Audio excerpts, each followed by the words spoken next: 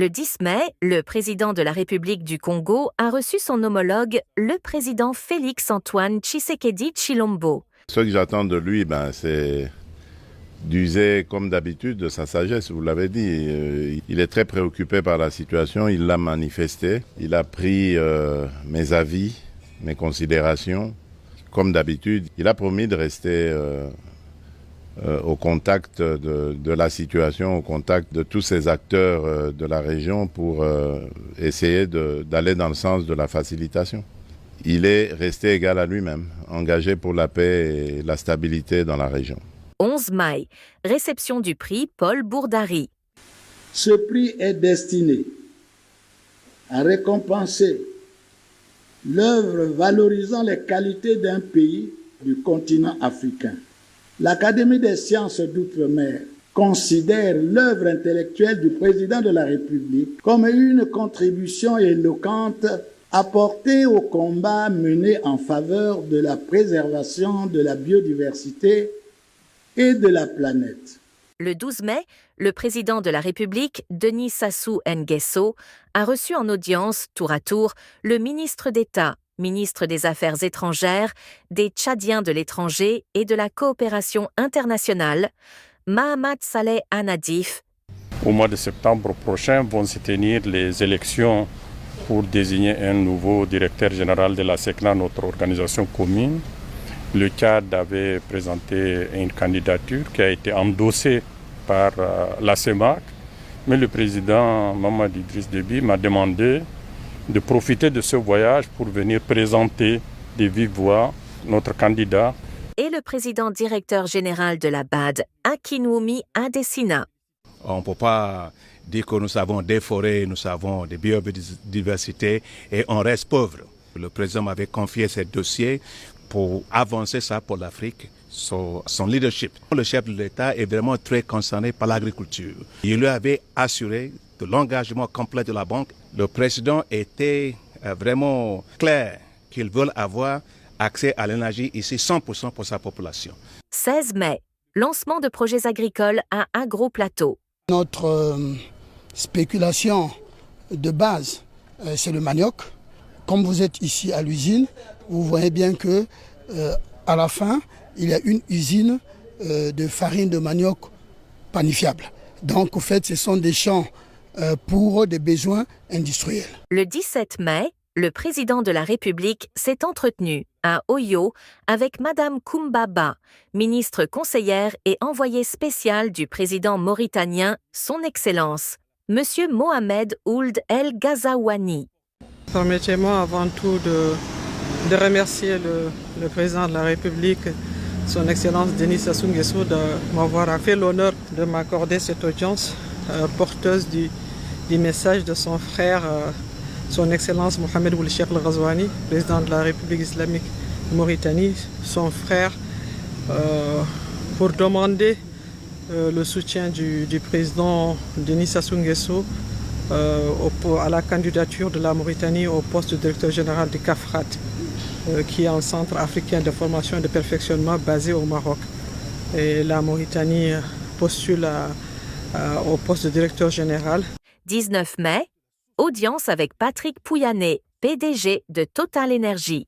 J'ai voulu rencontrer Monsieur le Président Sassou pour lui annoncer que nous allons très bientôt, en fait les appareils de forage sont arrivés ce mois-ci au Congo. Nous avons 2 appareils de forage et notamment l'un qui va forer un puits qui est attendu sur le permis Marine 20, le puits Niamou, qui est un beau prospect. Donc nous espérons pouvoir revenir dans 4 mois, annoncer une jolie découverte au Congo. Le 21 mai, le président de la République s'est entretenu à sa résidence du Plateau avec Mohamed Arkab, ministre algérien de l'énergie et des mines. Nous avons beaucoup écouté le président par ses conseils par rapport à la relation entre l'Algérie et le Congo et surtout dans le domaine des hydrocarbures et de l'énergie.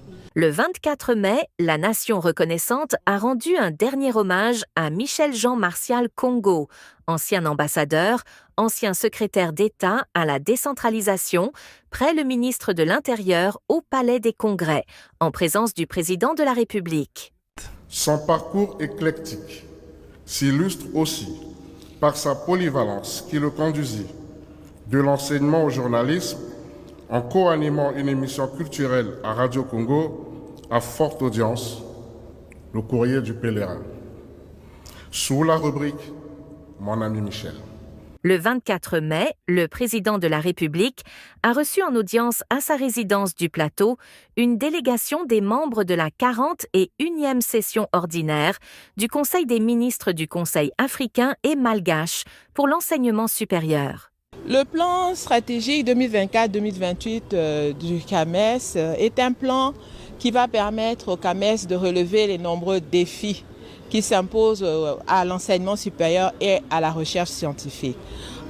Parmi ces défis, il y a celui de la digitalisation. L'influence du numérique dans la société contemporaine et particulièrement au niveau de l'enseignement supérieur nous oblige à réformer nos méthodes d'enseignement. L'on ne peut plus se contenter de réunir des étudiants dans des amphithéâtres. Il y a lieu aujourd'hui de concevoir des systèmes digitalisés qui permettent, où que l'on soit, de pouvoir accéder à la formation, ce qui permet de faire face aux problèmes de densification que l'on observe dans le domaine de l'enseignement supérieur. Le 25 mai, à l'invitation de son homologue comorien Azali Assoumani, le président de la République, son Excellence M. Denis Sassou Nguesso quitte Brazzaville pour Moroni. En marge de la cérémonie d'investiture du président comorien Azali Assoumani, le président de la République a eu des entretiens ce 26 mai à Moroni avec ses homologues angolais Joao Lourenço et mozambicain Philippe Nyusi. Le président comorien Azali Assoumani a prêté serment le dimanche 26 mai à Moroni pour un nouveau mandat de 5 ans, en présence de plusieurs chefs d'État du continent, dont le Congolais Denis Sassou Nguesso. Au nom du peuple et du gouvernement de la République du Congo, en mon nom propre, ainsi qu'au nom de tous les chefs d'État et de gouvernement ici présents, rendre une fois encore un vibrant hommage au vaillant peuple de l'Union des Comores et à travers lui, à vous-même, Monsieur le Président, mon cher frère, pour votre leadership. Monsieur le Président, les Congolais et leurs frères africains gardent impérissable le souvenir de vos différentes visites dans leur pays, notamment durant votre brillant mandat à la tête de l'Union africaine, notre organisation continentale. Après Moroni, le président de la République est arrivé, dimanche 26 mai, à Nairobi, au Kenya. À la faveur des assemblées annuelles de la Banque africaine de développement, le président de la République s'est entretenu avec son homologue kenyan, William Ruto, sur des questions bilatérales, ainsi que sur les changements climatiques. Le 28 mai, le président de la République a procédé à la visite du parc national de Nairobi.